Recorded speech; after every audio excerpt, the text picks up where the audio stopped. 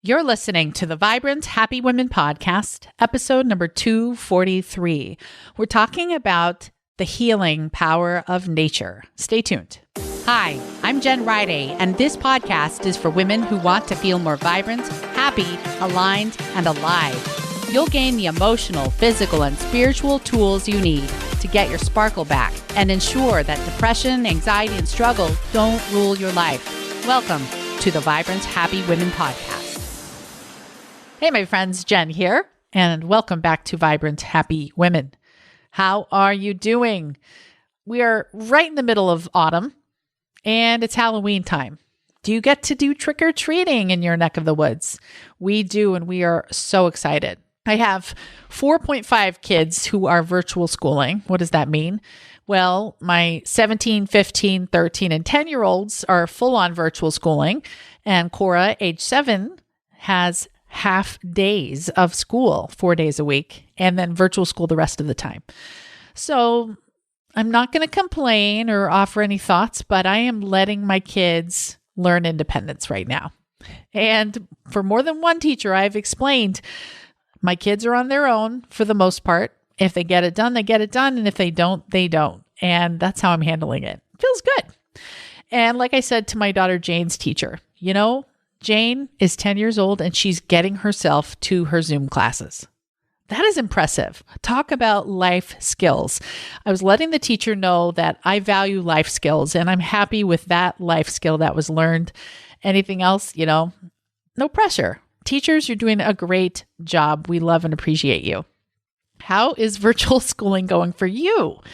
If you're in person, oh girls, I am pretty much totally jelly. Totally jealous. Totally jealous. Enjoy that while you can. Well, anyway, we are here to talk about those moments in your life that come up that can be called traumatic. My guest today is Sara Schulting Kranz, and she experienced a couple of traumas in her life, and she found an interesting way to heal from those, which is to be out in nature. I personally find nature very healing. I think it's one of my biggest life miracles that I live in the house that I do right now. When we lived in Madison, we were in a 3-bedroom. We had 5 kids there. That was fine. It was just getting a little bit small for us. And we were searching for a home right after that 2008 dot-com crash. And we looked and looked and looked, and nothing was quite right. And I had seen this one home and driven by it, and I thought, I don't know. That's weird. But then we were getting kind of desperate. So we drove to that home again, and we went inside. The minute we were inside, I was like, oh, this is the house. My husband, same thing. Lucky for us, our home is essentially like a 3-story tree house. What does that mean? Well, you look out any window and the house is essentially in the tops of the trees because the backyard slopes down so much that the tops of the trees are what we see out of our windows. Now, why is that a miracle? Well, a lot of stressful events have happened with our kids while living here. And I can say that looking out those windows, being in the middle of those healing, wonderful trees and the nature and the deer, I think it has saved me. I'm still here on this podcast. I'm not medicated in an institution. Nature has been so great. Well, my guest today is going to talk about how nature helped her through a trauma.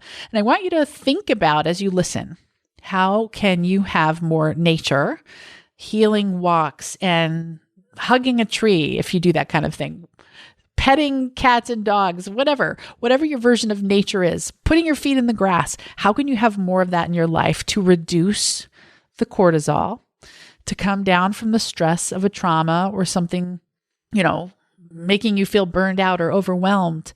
Being just a mom right now during COVID, virtual schooling is enough to make you need that healing time in nature. So as we listen, pay attention to how you feel, what intuitive thoughts come to your mind about how you can come down from your stress and your traumas, big or small, and feel calm, cool, and collected again with the help of nature. So let's go ahead and dive in. Hey everyone, I'm talking with Sara Schulting Kranz today. She's a professional coach, wilderness guide, author, TEDx speaker, and executive producer of a documentary in production, as well as the author of Walk Through This, Harness the Healing Power of Nature and Travel the Road to Forgiveness. She's also a single mom of 3 boys, an adventurer at heart, and a survivor of multiple traumas. Her business and dedication to others' transformation began after finding her own healing in nature. 3 words have led Sara to where she is today: truth, inspiration, and hope. Sara, welcome to Vibrant Happy Women. I'm so glad you're here to talk about this. Well, thank you. And thank you for having me. I really appreciate it. So those words, truth, inspiration, and hope, how did you choose those 3 words? And tell us a little bit about your journey. I am a survivor of multiple traumas, everything from I was raped when I was 17 and had to go through a huge trauma recovery back then. And there's more to that, which we can get into. And then when my second trauma hit at the age of 40, I was a survivor then. I had to go through relational and betrayal trauma. That's what happened to me. My husband at the time had been betraying me for most of our marriage, and I didn't know any of it. And so through that process of my own trauma recovery, I spent a lot of time in nature, hence why my book is called Walk Through This, and it has to do with nature healing. I would take my paddleboard and go out onto the ocean almost every day, every other day, and I would paddle with whales and dolphins. And I was out there one day with a whale and dolphins. I was really thinking about what are the things that's really guiding me through my trauma recovery. And there were 3 words that came that just kind of plopped into my head, as happens. And one was truth, always standing in my truth, always speaking my truth, especially since honesty was such a huge thing that was broken in my life. Inspiration, finding moments of inspiration every day, which is so important in healing to lead an inspiring life. And for me, it was out in nature. And then hope. We need to have hope for our future, especially for those people that are living through any hard times or going through traumatic experiences, even what our world is in right now. And it's not false hope. It's deep hope within self in order to lead the life that we ultimately are here to choose to lead.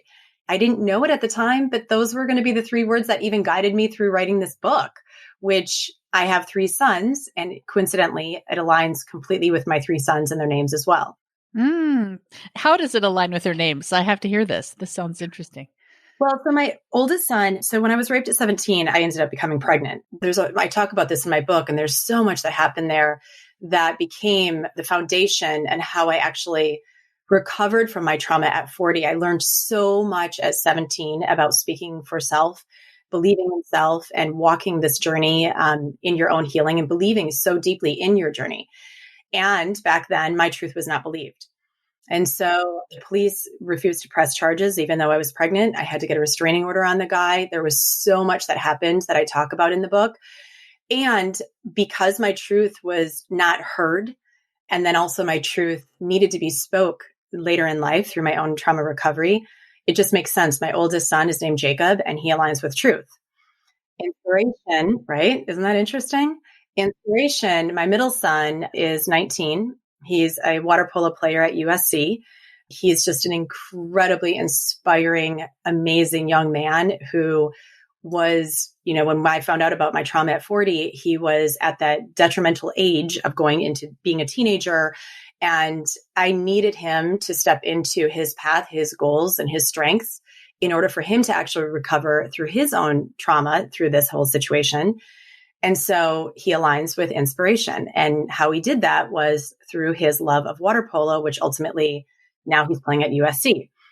And then my sweet child, Christian, Carson is my 19-year-old, by the way. And then Christian is my 14-year-old. He was really young when all of this started up at 40. And I needed back then to create a foundation for my family, quite frankly, and how this was going to look in a co-parenting kind of way.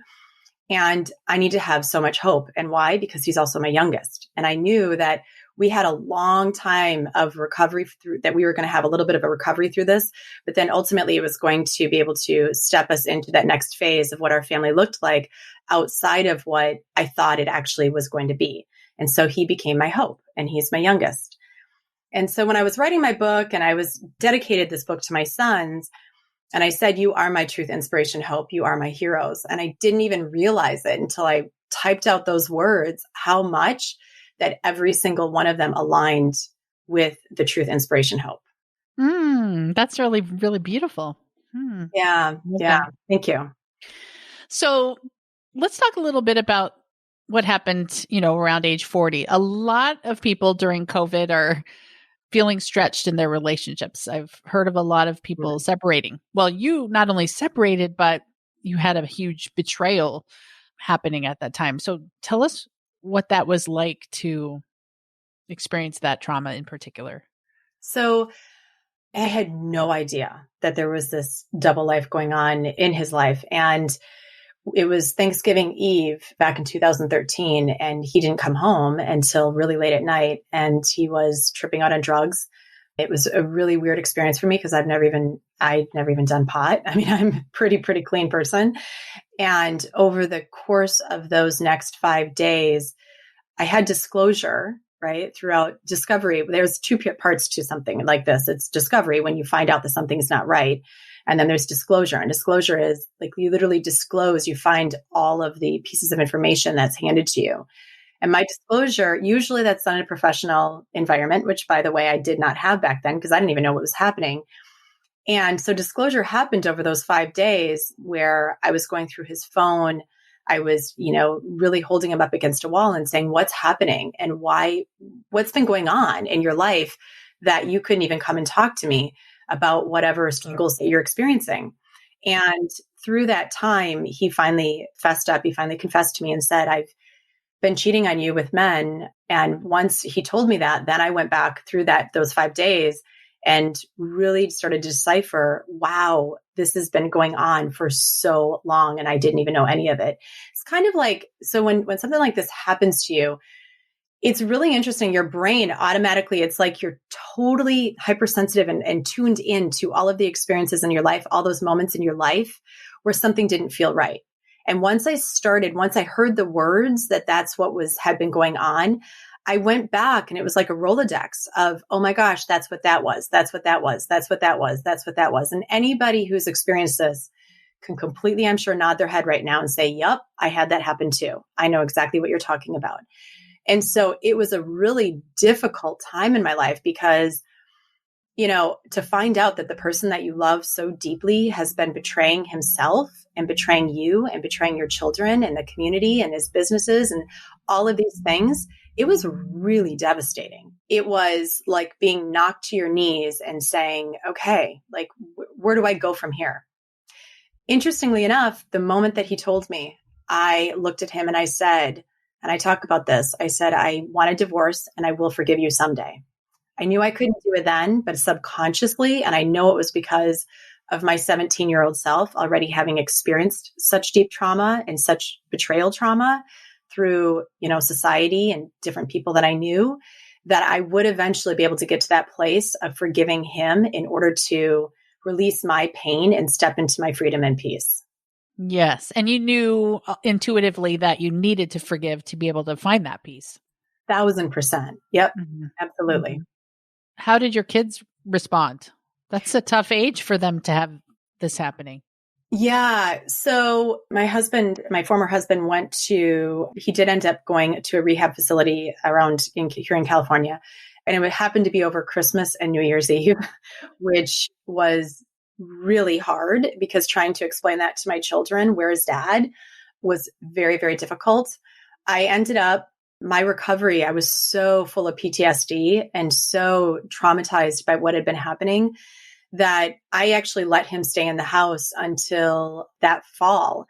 And then once that fall hit, I was out in nature and I had this hit. I was standing on a rock overlooking this big valley and realized, like, you can do this. I found the courage and the strength to say to myself, you can do this. This marriage will end and you're going to end up happier than you ever have been. And you know that. And so it was like I was finding that inner compass within myself. And I was able to then start to share my truth, which was so important, and have those tough conversations with my kids. I have told my kids over and over, I would never lie to you because I know what it feels like to have somebody lie to me, and it sucks. And so in my parenting, I was super, super honest with them about what was happening, age appropriate. So, as they started to get older, I started to be able to share more with them because they could hear more as well. And I always ask them, are you ready to hear this? Can I share this with you? Because I also want them to be able to receive it in a way that it's not thrown on them, but it's accepted. And so, I was very, very honest along the way with them. And I'll tell you, my kids have handled this like my kids are freaking rock stars. They truly are my heroes because they've handled all of this with such tenacity, such strength, such, just beautiful wisdom and clarity. I'm so proud of them for how they've handled this. And they've used it to further step into their leadership roles in what they do, which has been awesome to witness. So what do you think? You said in the nature, you started to realize you had the strength to do this. So before that moment, what were you thinking? What was keeping you with him, allowing him to be there? Like, can you remember what was going through your head? Oh, of course. I mean, for me, it was really trying to decipher what was going on and what it would look like, and we were best friends. We were best friends. And so, I couldn't tell anybody else what was happening. Who the heck would understand? Yeah. And so at the same time, we were trying to unravel our relationship in order to figure out what this would be. Here's the thing. For a man to do what he did, he had to have been in an immense amount of pain himself. Right. And so I also can see that from that viewpoint. I cannot hold on to anger and hate. I've never been one of those people. I believe in trying to understand people and their story and where they are in their journey. There are a lot of things that I will never truly, to the core of me, understand. And I never condone his actions. What he did was so, so wrong. And I have children with this guy, right? And he was my best friend. And so why did and people ask me that, why did you let him stay in there? And I said, there's a lot when you've been together for 17 years, more than that, because we met when we were in college and there was so much history with us. We had to untangle the web that he had woven in order to figure out what was this going to look like on behalf of my children. At the same time, I was still in nature a lot during that time. And that was also where I was finding my strength. Thank God, and finding my clarity and being able to go home to who I am and understand that I am not a victim of my circumstances. Right. Yes, those things happen to me, but what do you do with them? And so, I was doing a lot of work during that time as well. And so was he. Right. You mentioned that he had to have been in a lot of pain. You mentioned him having sex with men. Is he homosexual, gay, or? When I was on that rock that day, I made this realization that, he tried to say he was bisexual. And I was like, dude, that's not, no. And so and I knew he still wasn't stepping into his truth. And so when I was standing on the rock that day, I had this, I'm going to say, a spiritual hit, a spiritual guidance, a spiritual moment where I knew that it was going to take me to have the tough conversation with him and say, I can't be your curtain anymore. You can't hide behind me. You've got to come out and you have got to do this for yourself. Wow. And I give you permission. And so I went to church and I sat down and had this prayer moment with myself. And then I came out of that and came home and sat him down on the couch and had a conversation with him. And I also told him at that point, you have to be honest with your children. This story cannot come from me. And so I will sit there, but the words are coming out of your mouth and you need to explain what's going on. Because your kids deserve to know the truth. Yeah. Yeah, of course. Then he was in so much pain. That's tricky. And then you had that grace for him. Wow, that must have been tough. Or did it just come out of you and you could do it? Yeah, it was tough. That's why I look back on my life, on my traumas that I've lived through. And I honor them because, what happened to me at 17 and having so many people not believe me or trust like my words, that was difficult. And it taught me and it gave me the strength and the power that I needed in order to then step into what happened at 40 and say, okay, this feels very familiar to me. And here's what we're going to do. It was also re-traumatizing, I will tell you. And it brought up a lot of my past, and it made me understand how I got into the situation and why I chose the man that I did in my life, and where I needed to learn and to grow and to do a lot of healing from what happened to me back then to be able to step into whatever it is that I was then going to step into, and how I was going to then choose to lead my life moving forward. Yeah. Yeah, for sure. And trauma, tell us how you define that word as you work with other victims of trauma. What are the ranges of traumas that you've seen and helped people with? Well, so it's interesting, a vast majority of people go through trauma. It's interesting. I had a call with somebody right before this, a dear friend of mine, and she was just breaking down, and she said, I'm just a normal girl. Why am I living through so much trauma? And I think that we tend to look at it like trauma happens to certain people and not realizing how many people live in trauma every single day, right? Or they experience some sort of trauma every single day. If it is what we call a little t trauma, which can be something small, all the way up to a big T trauma, which can be, PTSD driven and something huge. This world is literally going through trauma right now. And we've never lived like this before. We're being taught to live in a different way, or asked to live in a different way that really feels weird. And so sometimes even the littlest of things can be traumatizing, like walking into Target and having somebody yell at you because, you're too close. It can be re-triggering from something that happened to you in your younger years when you didn't know that you were doing something. And then all of a sudden somebody screams at you. And so it brings up that little trauma again. I view trauma as anything that is a deep wound. We have deep wounds from when we were little kids that we didn't even know that were traumatizing, all the way up to the biggest things like relational and betrayal trauma, which is what I experienced. Trauma is something that we as a society, and I write this in my book, we as a society look at it like it's bad. And what I always tell people is we have got to take the shame off of the trauma that's happening in our life.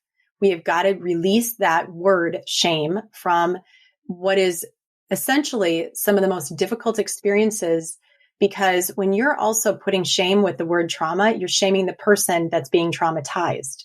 Right.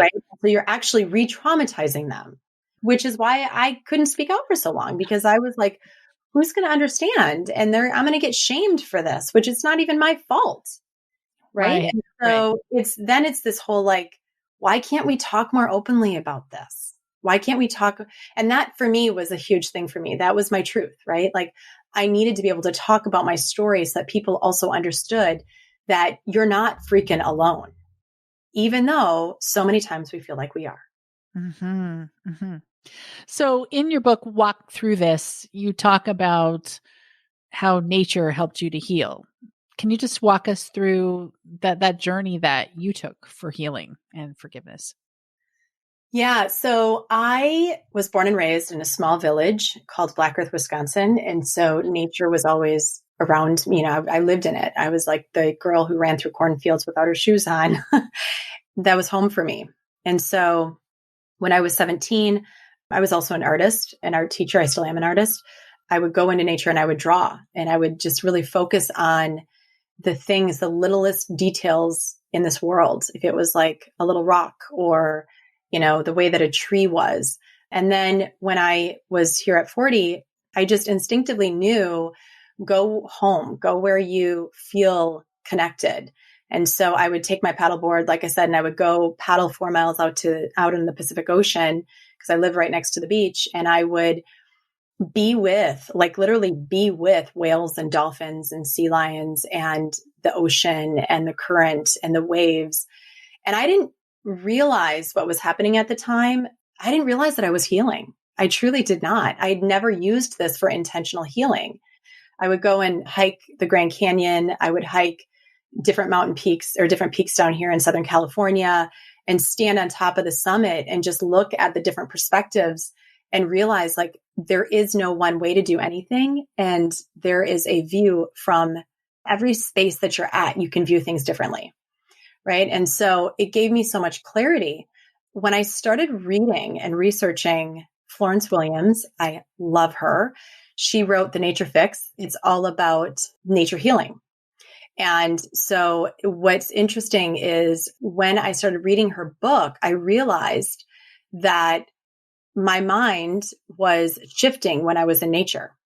And what was happening was that my frontal lobe, where we have so much attention, where we're, sitting behind screens all the time, constantly in that ruminating thought stories of our head. Why did he? What happened? Who was he with?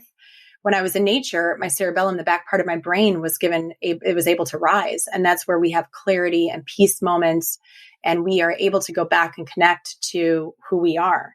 And so my brain was literally shifting when I was in nature, and I was able to connect more deeply with myself in place of his stories and in place of my husband's betrayals and what he had been doing.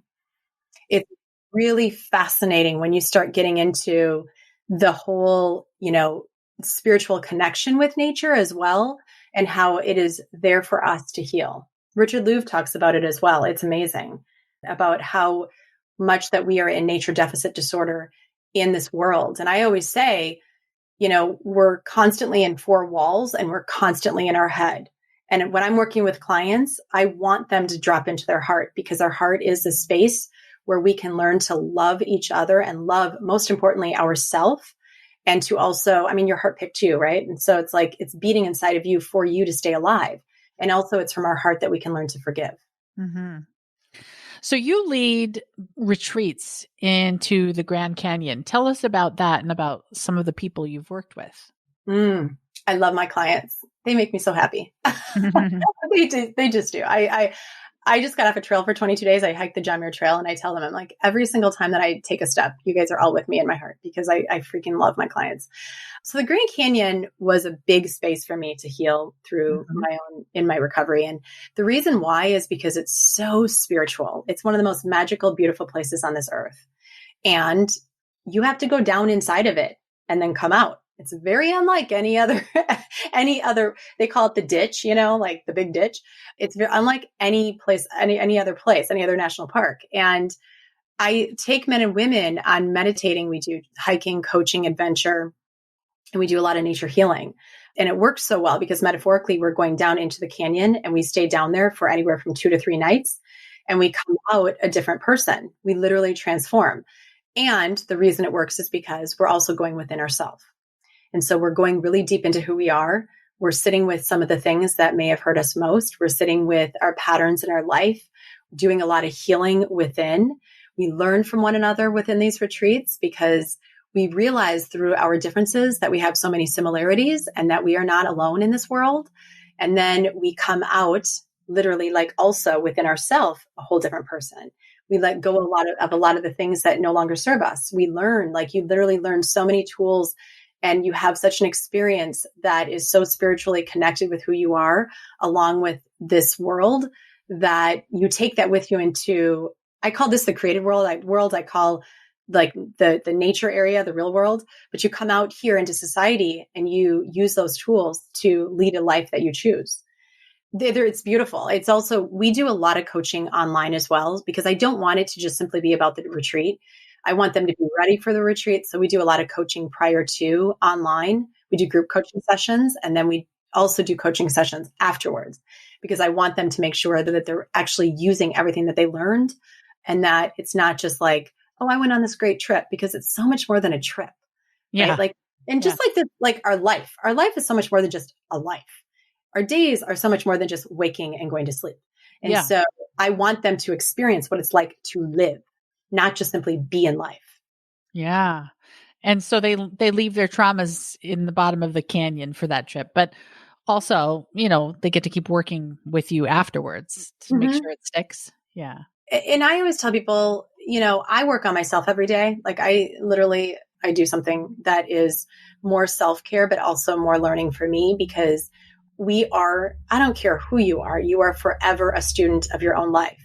And so I was just on the John Muir Trail, like I said, for 22 days, doing a lot of self-exploration and deepening of the self, because it's important for me to continue to the work as well, because I'm also guiding other people to do the work. And so and here's the thing is that I want to really make something clear here. Healing can be fun. And I think that so many times that goes along with our traumas should be shamed. And no, they shouldn't.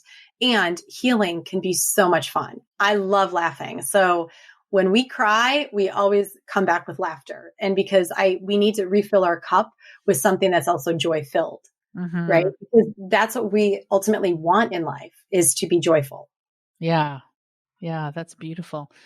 So let's say someone's listening right now. We're still in the middle of COVID, hopefully more towards the end of it. And they've probably done some healing with all of this reflective time we've been given.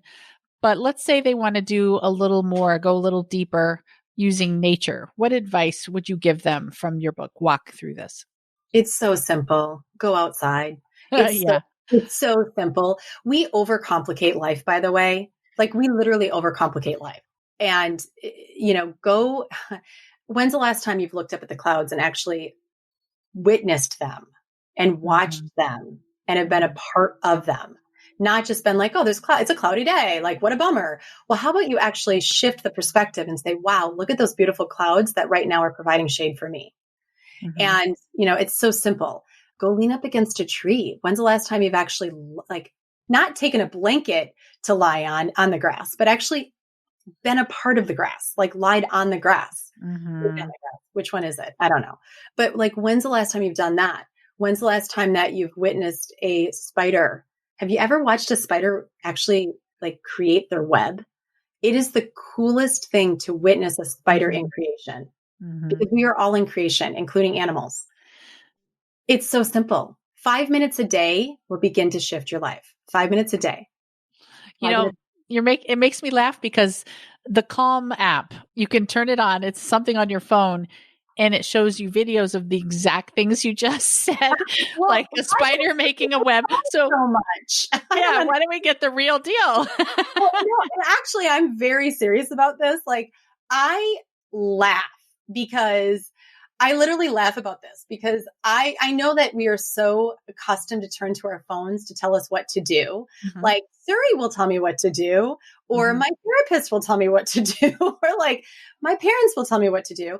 We all know within ourselves what to do. We are guided with our own instructions. We have to listen to ourselves. Yes. You cannot listen to yourself if you are constantly on your phone, or if you're constantly watching the computer, or if you're constantly asking somebody else like Siri.